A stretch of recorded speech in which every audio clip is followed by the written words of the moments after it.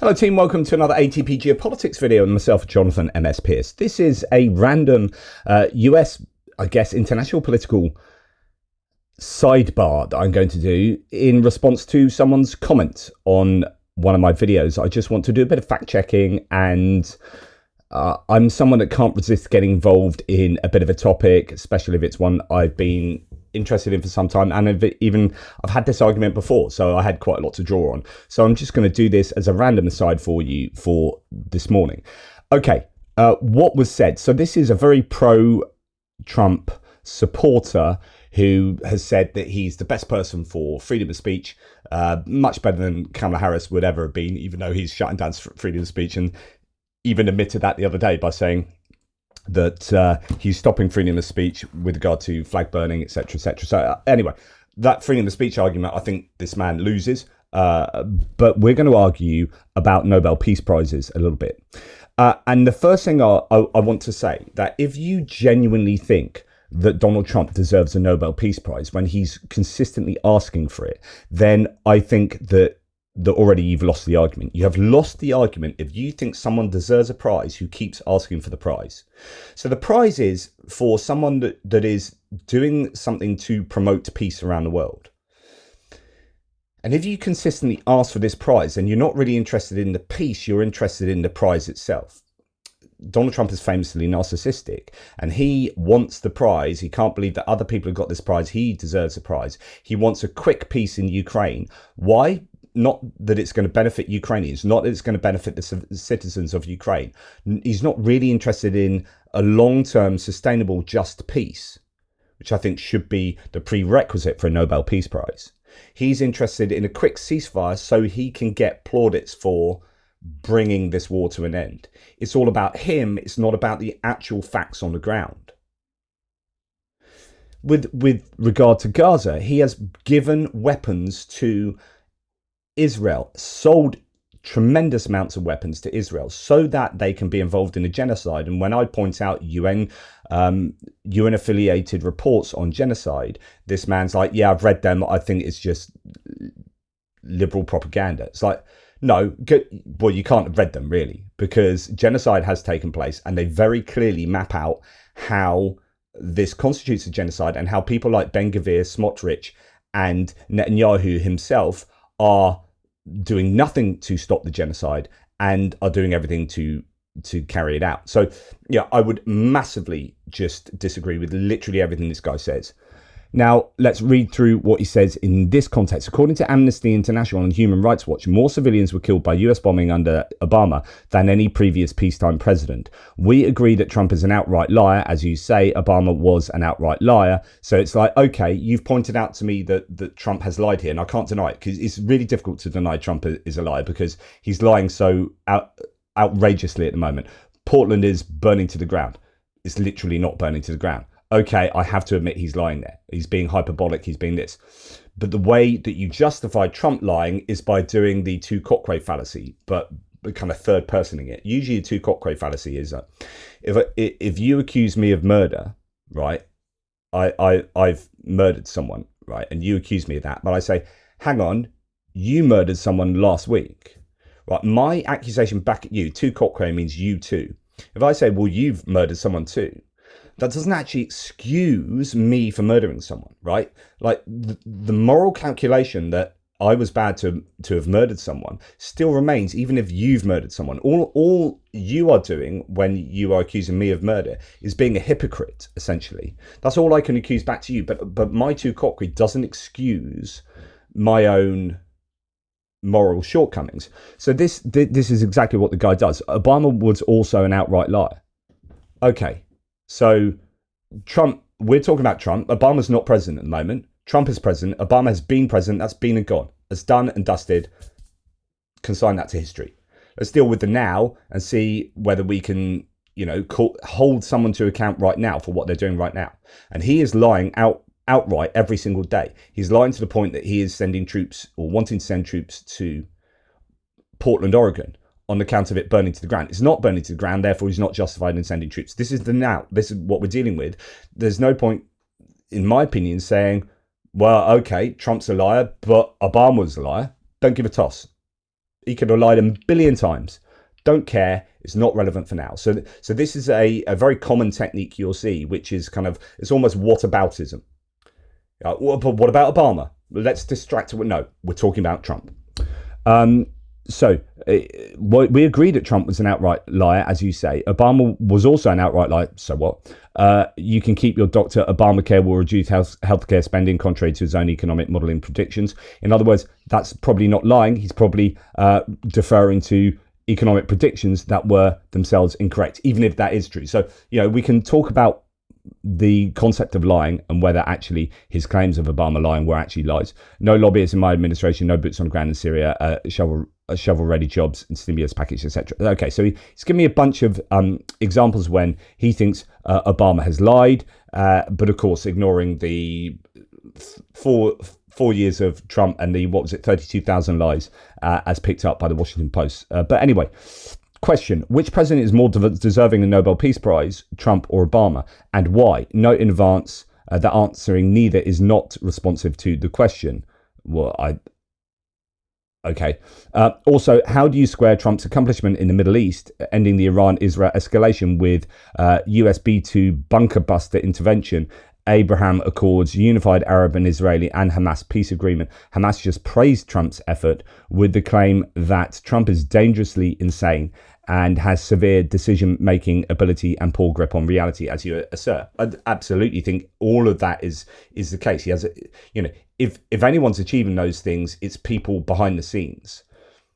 And then he tries to take plaudits for at the end. For example, Armenia and Azerbaijan, which was the Turkish doing the hard yards there, and those two nations themselves. And then he gets them over to the White House, gets them to sign a document and claims that was all him, and then can't remember who they were in a couple of weeks later and forgets what the names of the country, and says Azerbaijan rather than Azerbaijan, and says Albania rather than Armenia, and then says Albania stopped a war between Albania and Cambodia.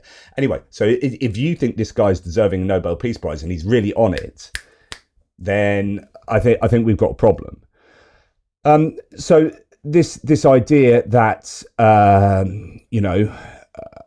Obama didn't deserve the Nobel Peace Prize, and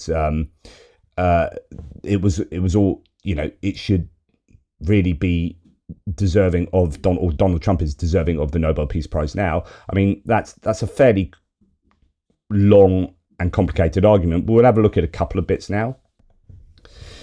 Now, the claim here is about more civilians were killed by US bombing under Obama than any previous peacetime president.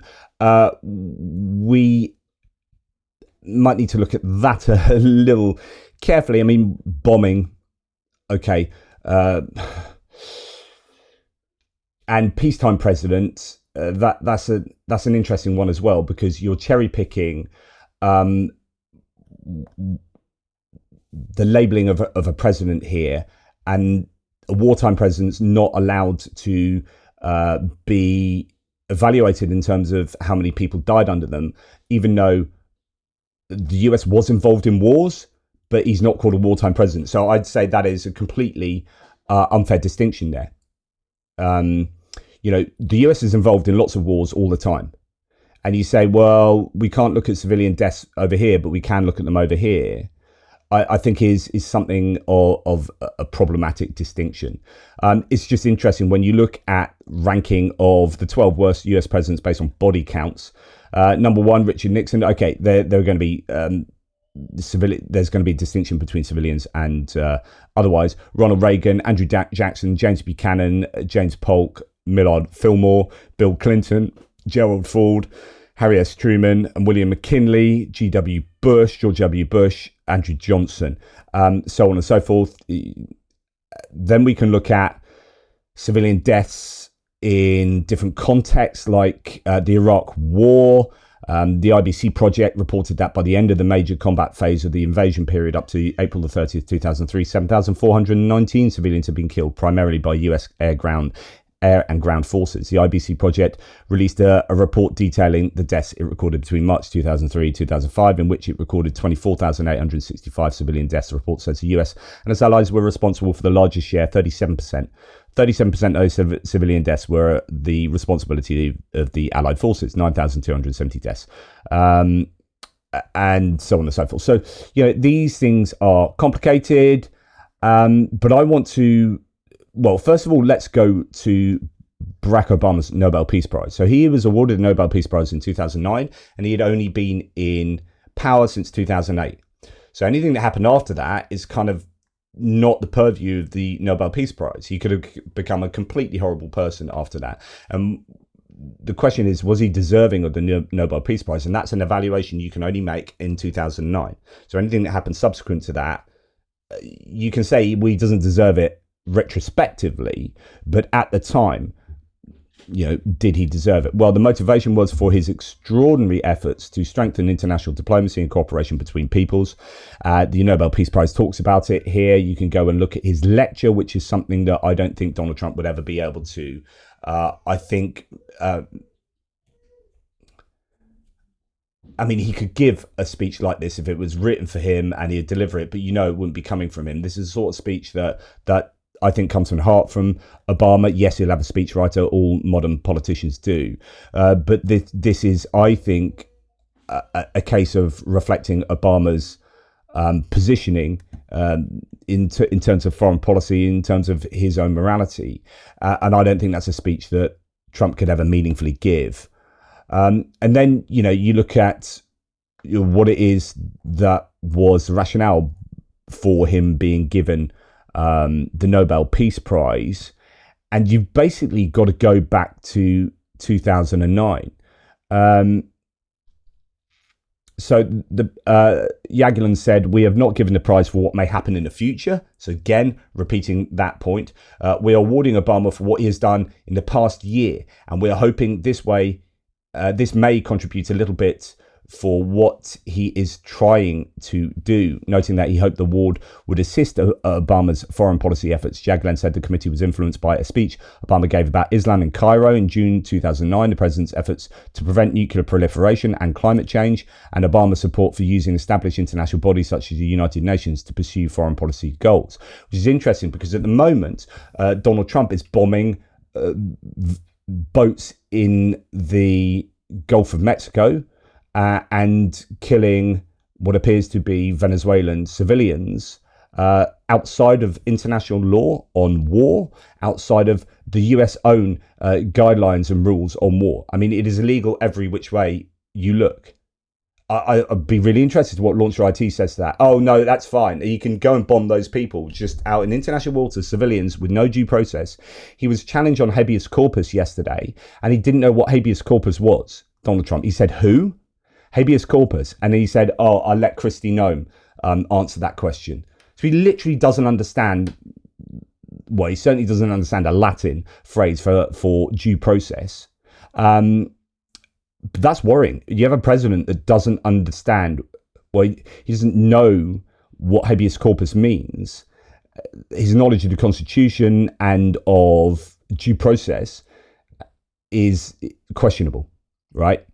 And this is a guy you want to give the Nobel Peace Prize to. He's just bombed 4 Venezuelan boats out of the water. One of them had 11 people in that was going, it turned around, was going the other direction. And now they're thinking, well, you wouldn't have 11 people in a drug running boat. So it's likely that was at least carrying some migrants in there. So you're now just bombing migrants. They're not just cartel members, they're migrants. And you just, without due process, killing them. But hey, Nobel Peace Prize. And the way he talks about that as well, what's going on in that context, quite incredible. So I wanted to just go to talk about the 2009 sort of context.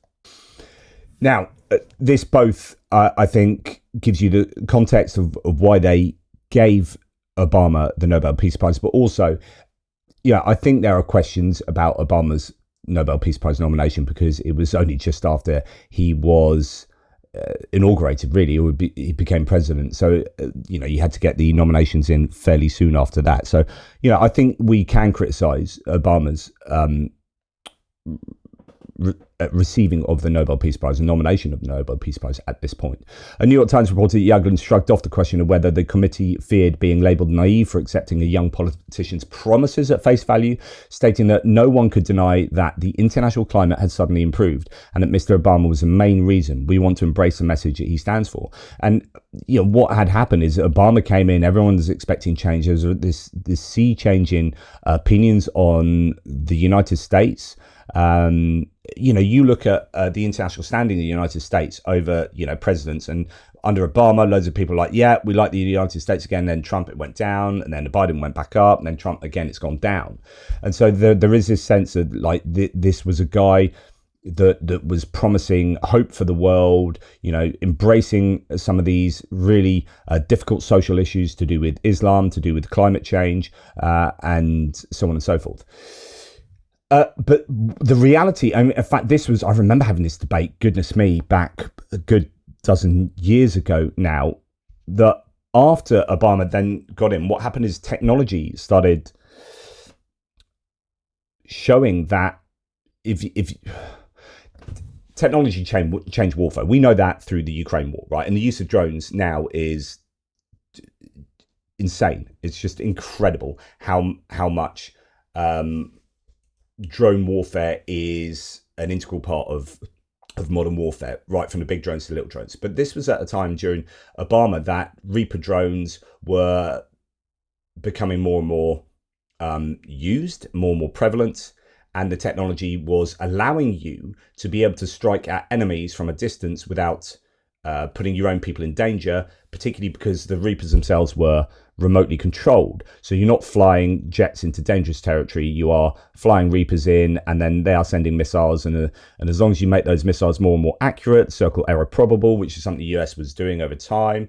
Interestingly, Pete Hegseth seems to be reversing that. So, if you're talking about Nobel Peace Prizes, it's like, what's your direction of travel you can look at it top to bottom. Direction of travel for the United States was like, we're going to try and make sure that we adhere to international law and that we are transparent and that our weapons that we make are more and more accurate. Trump's got in Trump 2.0, and he's got rid of the JAGs. He's got rid of the military lawyers so that they can commit war crimes, so that there's no accountability for the military. Now they're blowing up Venezuelan boats, and you've got Pete Hegseth talking about lethality and not worrying about the rules. His speech the other day in front of all of those military leaders was eschewing international laws on warfare effectively.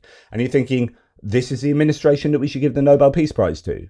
They're now, not only are we seeing evidence of breaking international law in killing people, but you've had the Secretary of Defense become the Secretary of War. Does that look like peace to you?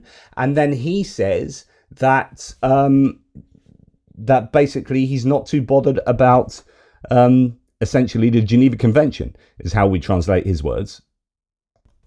So is this what you'd expect a Nobel Peace Prize winning president to endorse? We are preparing every day. We have to be prepared for war, not for defense. We're training warriors, not defenders. We fight wars to win, not to defend. Defense is something you do all the time. It's inherently reactionary and can lead to overuse, overreach, and mission creep. War is something you do sparingly, on our own terms, and with clear aims. We fight to win. We unleash overwhelming and punishing violence on the enemy.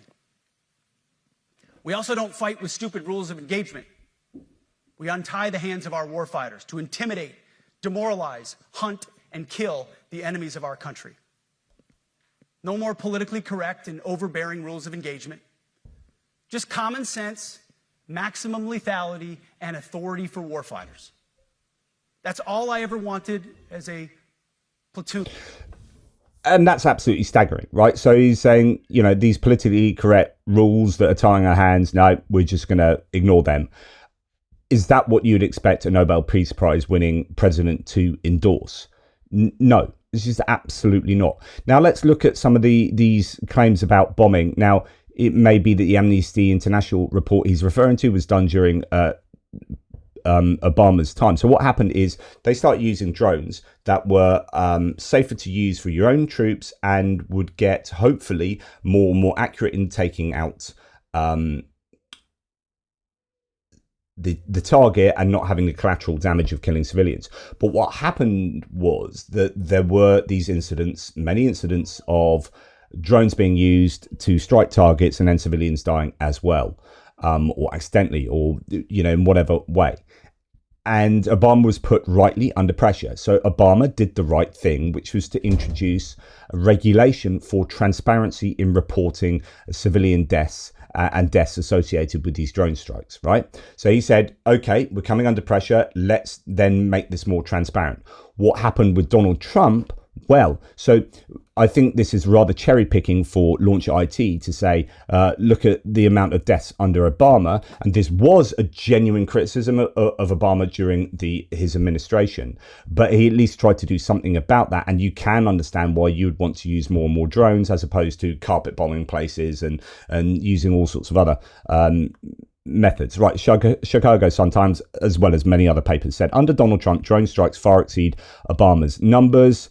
What do we have? According to a 2018 report in the Daily Beast, so this is now only a couple of years into Trump's administration, Obama launched 186 drone strikes in Yemen, Somalia and Pakistan during his first 2 years in office. In Trump's first 2 years, he launched 238. The Trump administration has carried out 176 strikes in Yemen in just 2 years, compared with 154 under 8 years of Obama's tenure. And so on and so forth. So, and as is the case during Obama's presidency, these strikes have resulted in untold numbers of civilian casualties. According to the United Nations Assistance Mission in Afghanistan, US drone strikes in Afghanistan killed more than 150 civilians in the first 9 months of 2018. Amnesty International reports drone strikes have killed 14 civilians in Somalia since 2017. As of January of this year, US drone strikes fighting ISIS in Iraq and Syria have killed at least 1,257 civilians, according to the Pentagon, and a monitoring group, Air Wars, estimates the number to be as great as 7,500. So there is a disparity between third-party organizations and what they claim as the deaths would be, and the Pentagon, right? Now, what you need to know is that when Trump came in, not only did drone strikes go up 400%, right? So these bombing strikes went up far more than Obama. So if you're saying Obama shouldn't have the Nobel Peace Prize because of the amount of civilians killed by Obama, well, then Trump came in, what you're doing is you're looking at a report, I presume, that was done before Trump came in. So when Trump came in, several things happened that completely invalidate Launch IT's position. One, drone strikes went up, and I believe civilian deaths went up as well. So what do we have here? During Obama's 8 years in office, 1,878 drone strikes were carried out. According to researchers, since Trump was elected in 2016, and this is 2019. So this is at least inauguration. So 2016, 2020. So this was a year and a half before, almost 2 years actually, before he stopped becoming president, right? So 1,878 drone strikes were carried out during 8 years. And since Trump was elected in 2016, there have been 2,243 drone strikes. So the Republican president has also made some of the operations, the ones outside the war zones, more secretive. As a result, things are different today. Under Trump, there are more drone strikes and less transparency. So what Trump did, and there were a couple of things he did that, again, in my opinion, just this invalidates Trump for getting a Nobel Peace Prize.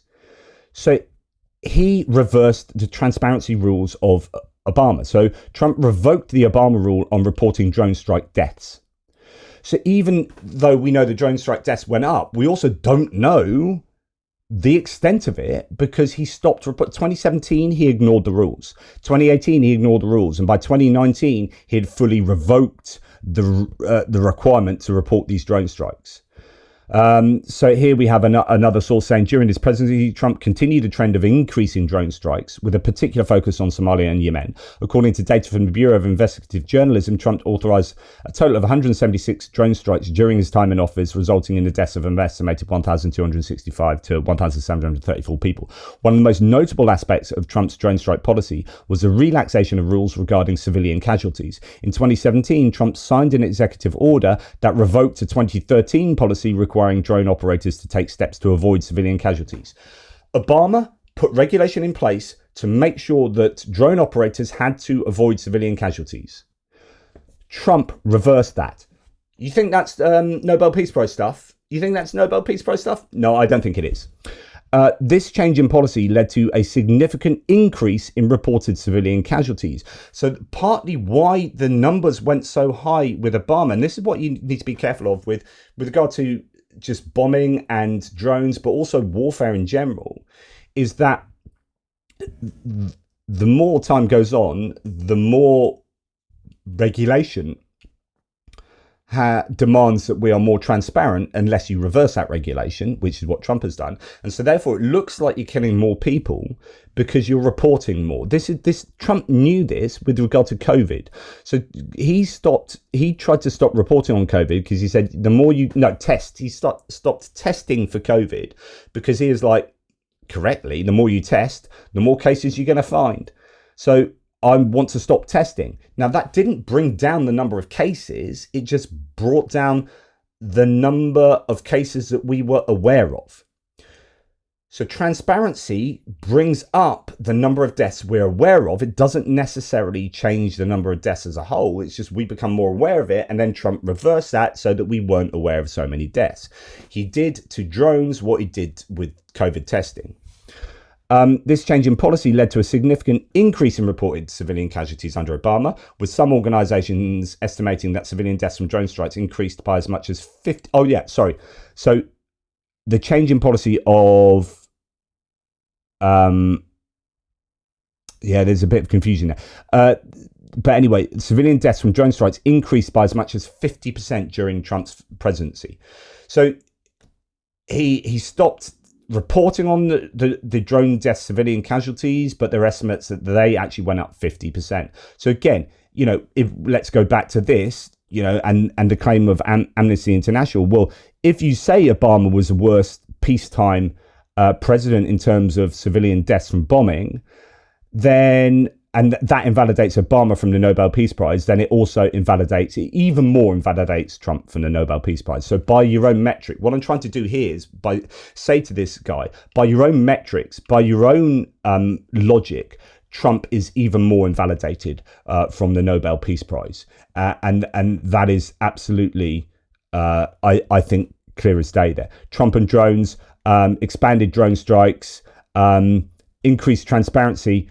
The Trump administration also took steps towards greater transparency, this source says. In 2016, it released the first ever public report detailing the number of casualties. The problem for some of these sources is you need to be very careful because actually this doesn't take into account that he ignored that in 2017, ignored it in 2018 and revoked it in 2019. So, be careful what you read. Defense Scoop, what Trump's order. So then I want to just forward one to 2025. So this is July 2025, and this is Defense Scoop reporting that what Trump's order on unleashing American drone dominance means for the US military. So we're now at a stage where Trump is looking at drones and he's like, I want to unleash drone dominance. And you can understand that from a militaristic point of view, but it's just this idea that he's some kind of peace-loving, deal-making president that's not, that is deserving the Nobel Peace Prize. I don't think fits the data. Like, he increased drone strikes by some 400% when he took power in 2016. Then he stopped reporting on the civilian deaths, and he's still advocating for unleashing even greater drone dominance. So that trajectory, you can imagine, still continues now. What else do we have? Yes, civilian deaths in Afghanistan increased by 330% from Obama's last year to Trump's first full year. So you can go and look at all sorts of data looking at this. Obama didn't have a great track record for civilian deaths with drones, but then drones really only started being used to that kind of significant degree and only had that kind of tech capability during the Obama years, and then that continues. And all modern nations use drones like this to do precise strikes. And you would hope that as time goes by, you would get better and better at reducing collateral damage and civilian deaths. But if you're going to reverse reporting on that and then change the rules so that actually you don't want to be beholden to politically correct international rules of conflict, then I don't think you're moving in the right direction. This is a real issue for the Trump administration. I honestly find it just hard to believe that someone would seriously think that Trump actually deserves a Nobel Peace Prize. That he goes around the world bullying people into these, for example, with Ukraine, he wants to bully Ukraine into capitulation. That was his previous position. And with Gaza, he wanted it knocked down and turned into the Riviera of the Mediterranean, the Middle East. Here's a guy that's not interested in peace. He's interested in grifting and getting the Nobel Peace Prize. He's interested in the prize, but not the reality of a just and sustainable peace. Like how you could justify giving a Nobel Peace Prize to someone that is screaming out for it at every single opportunity, like some pathetic whiner. Honestly, as I say, it beggars belief. So, I do not think, and I'm not even dipping into all the many other reasons I don't think Donald Trump deserves a Peace Prize. I don't think he has any firm grip on what's going on around the world. I don't think he's particularly a peacemaker. He had to be stopped from going to war with Iran doing some pretty horrific things there by his team around him in Trump 1.0. He's talked about like shooting protesters in the legs domestically, or there are so many reasons why Donald Trump is invalidated from receiving the Nobel Peace Prize. I'm sure you can list them in the thread here, but I just wanted to pick on that one argument concerning Obama and then apply that to Trump and just show that argument doesn't work. And also just the idea that he should get the Peace Prize for the Hamas-Israel deal when he has basically facilitated genocide through weapons provision to a genocidal regime who is recognized as genocidal by UN-affiliated reports, and that, just dismissing that report out of hand, I don't think is good enough. Which he does in, I think, a different thread to this one. Anyway, that's enough from me. I know this is just, why are you wasting your time on a random comment in a video thread? But I said I was going to interact with this guy and do some videos on some of the things he said. And I think it's interesting. I think there's stuff that we can learn about data and about the past with regard to drones and actually what Trump's own record is, and that his own record is pretty dubious, especially with regard to trying to make things less transparent in order, one presumes, to hide civilian deaths and to do things that I think simply do not align with the Nobel Peace Prize. Speak to you soon.